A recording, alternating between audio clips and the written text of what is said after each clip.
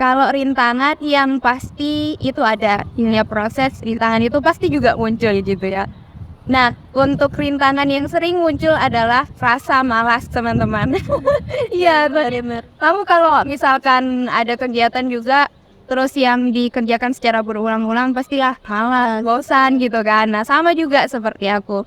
Misalkan baca buku, berbanyak baca buku, menonton, itu kan hal-hal yang diulang-ulang seperti itu kadang kan bisa bosan, kemudian belum lagi kalau kita nggak mood, ya tambah lah malas gitu. Nah, caranya adalah kembali di podcast retorika.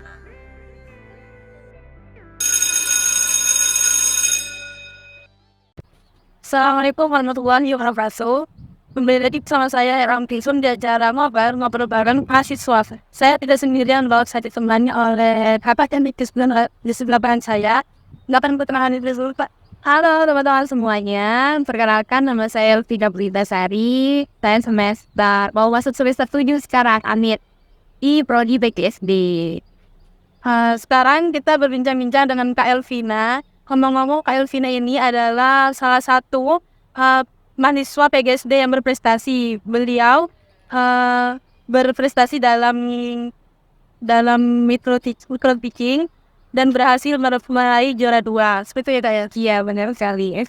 Ada beberapa pertanyaan nih, Kak, yang saya tanyakan ke Kak Elvina.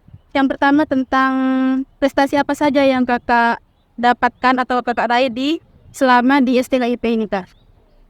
Kalau untuk prestasi apa saja ya, untuk perlombaannya aja dulu ya. Untuk perlombaan itu dari awal saya itu ikut karya tulis ilmiah, terus kemudian juga esai sama teman saya ada juga satu prodi. Terus kemudian saya juga nyoba ikut lomba debat yang diadakan oleh sebuah universitas yang ada di Kabupaten Sumeneb ini juga. Terus yang ketiga saya itu nyoba ikut video pembelajaran tepatnya di media pembelajarannya. Nah, alhamdulillah di lomba itu saya dan teman saya itu mendapatkan juara 3.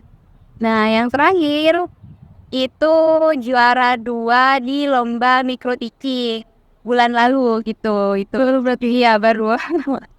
Nah, terus kan pasti untuk meraih semua prestasi itu kan ada prosesnya itu ya, kayak. Nah, itu boleh diceritakan sesingkat ataupun jelas sedikit bagaimana proses kakak yang berikan untuk kakak itu ketika meraih prestasi itu? Iya, awalnya sih kalau misalkan ya ada pengumuman ataupun ada informasi terkait perlombaan yang ada itu kan biasanya di-share di grup HMP gitu ya. Nah, itu berasal dari inisiatif sendiri sih. Kayak misalkan diajak teman, ayo Pin kita ikut lomba ini, nyoba yuk gitu. Oh iya yuk gitu. Terus kemudian yang barusan itu yang teaching, inisiatif saya sendiri juga berbantuan sama teman-teman gitu. Dan untuk prosesnya yang pasti, kalau ditanya proses ya panjang banget ya. Untuk lomba yang kemarin aja yang micro teaching, awalnya kan saya tidak tertarik gitu ya. Tapi karena teman-teman saya itu mensupport kayak sekarang kan sudah ada mata kuliah micro teaching juga sudah dapat di semester 6. Jadi kata teman-teman saya, terus juga kata ketua HRT ikut deh gitu. Soalnya itu peluang besar buat kamu di akhirnya ikut. Nah, tapi di sela-sela itu pastilah saya juga banyak belajar gitu ya. Terutama bagaimana saya harus bisa mengendalikan situasi pembelajaran pada saat melakukan kegiatan belajar mengajar sama anak-anak. Terus kemudian juga bagaimana saya melatih public speaking saya, terus kemudian mental saya, kepercayaan diri saya. Kan dari awal itu ya teman-teman, saya itu tidak langsung juara-juara. Kalau ikut lomba tidak langsung juara-juara. Nah, bagaimana kita itu bisa melatih mental kita untuk tetap semangat agar tidak mundur. Biasanya kan kalau anak-anak ikut lomba gitu ya, terus kemudian rezekinya belum dapat juara misalkan, itu sudah mundur duluan gitu. Kayak kalau ada lomba selanjutnya sudah males ikut lagi, kan nggak juara gitu. Padahal itu merupakan batu loncatan gitu. akan ada masanya kita itu bisa mendapatkan posisi juara juga, asalkan kita itu tidak mau kalah gitu, tidak mau menyerah gitu sih. Kalau dari tips dari aku dan cerita singkat dari proses gimana aku sampai jadi juara gitu. Terus kan dari yang kakak ceritakan barusan, public speaking kita ini bagus banget loh. Kayak gitu ya. Itu gimana cara berlatih diri kita jadi kayak public speaking itu bagus Pak? Kalau untuk public speaking, sebenarnya kalau tiap orang, tiap teman-teman itu pasti punya bakat public speaking. Cuma bagaimana kita itu bisa mengasahnya, bagaimana kita itu bisa melatih. Saya itu dari kecil, dari TK pun sudah sudah banyak ngomong gitu. Saya tuh suka kalau misalkan ikut andil dalam beberapa kegiatan yang mengharuskan saya itu tampil di depan umum gitu. Itu merupakan salah satu bakat yang terpendam juga dan harus dikembangkan potensi itu. Terus kemudian cara saya melatih public speaking saya perbanyak baca buku. Nah, kenapa? Karena ketika kita itu banyak membaca buku teman-teman, kita itu punya simpanan kosakata gitu. Jadi kalau misalkan nanti kita mau bicara nih ya di depan umum, kita nggak kehabisan kata-kata, ada aja gitu yang muncul di otak kita. Terus yang kedua adalah perbanyak nonton video-video yang memang menjelaskan tentang tips public speaking yang baik. Terus kemudian perbanyak menonton video-video tentang influencer yang notabene itu bisalah mengembangkan kayak kemampuan kita dalam berbicara di depan umum. Kalau aku sih gitu caranya. Terus kan pasti dari setiap kasus kan pasti ada rintangan-rintangan yang dilalui kakak. Itu gimana kakak caranya kakak itu untuk melalui rintangan-rintangan itu kak?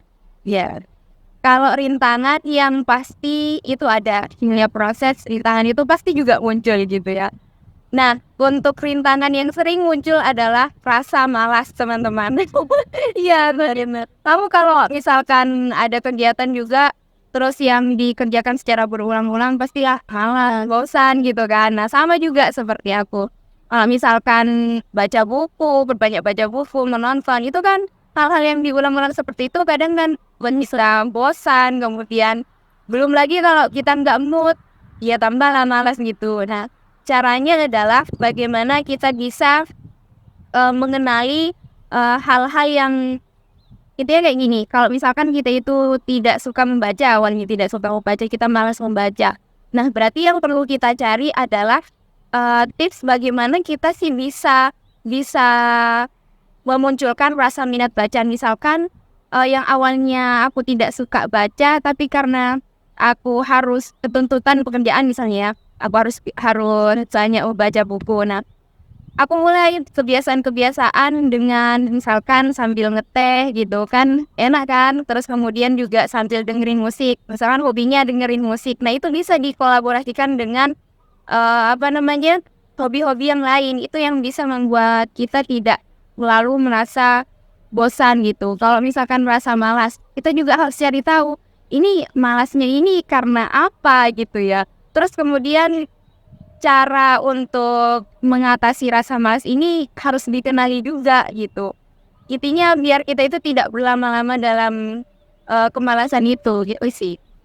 Menurut kakak kan kalau di PGSP ini pastinya kan jadi guru gitu kan Mbak. Gimana cara cara mengajar yang baik biar nanti itu anak-anak tidak bosan. Ini juga bermanfaat loh untuk teman-teman jurusan keguruan terutama di STKIP ini. Iya. Itu guru adalah cita-cita saya dari kecil ya sebenarnya juga. Dan kalau ditanya bagaimana caranya mengkondusifkan siswa-siswi kita nanti di masa depan di sekolah, kan namanya anak, beda isi kepala juga, beda tingkah juga. Artinya makanya sekarang kita itu kalau misalkan ada mata kuliah ya tentang pembelajaran seperti itu, bagaimana kita cara mengkondisikan situasi pembelajaran, kayak mata kuliah manajemen kelas, manajemen pendidikan, itu kan penting sekali ya untuk kita benar-benar belajar di situ. Karena di situ kita juga diajarkan bagaimana kita membuka pembelajaran dengan kegiatan yang asik gitu. Bagaimana kita bisa masuk ke dunia anak-anak. Jadi yang paling saya ingat dari perkataan dosen-dosen saya adalah kalau kita itu mau mengajar, misalkan mengajar anak SD, maka kita juga harus masuk ke dunia anak SD gitu. Kalau kita mau mengajar anak SMA, kita harus masuk ke dunia anak SMA gitu. Jadi kita harus mengenali dulu karakteristiknya siswanya kita itu seperti apa. Jangan semuanya disamaratakan gitu, karena tiap orang, tiap anak itu beda-beda, beda potensi, beda bakat, beda karakteristik juga. Ada yang pendiam, ada yang pemalu gitu. Jadi intinya yang pertama kita harus mengenali karakteristik siswa dulu. Kemudian yang kedua adalah selalu menjadi pendidik yang update terhadap ilmu. Kalau misalkan kita sudah bergelar menjadi guru ya, guru SD, sudah bergelar menjadi pendidik, jangan sampai itu membatasi pengetahuan kita untuk mencari pengetahuan-pengetahuan yang lain.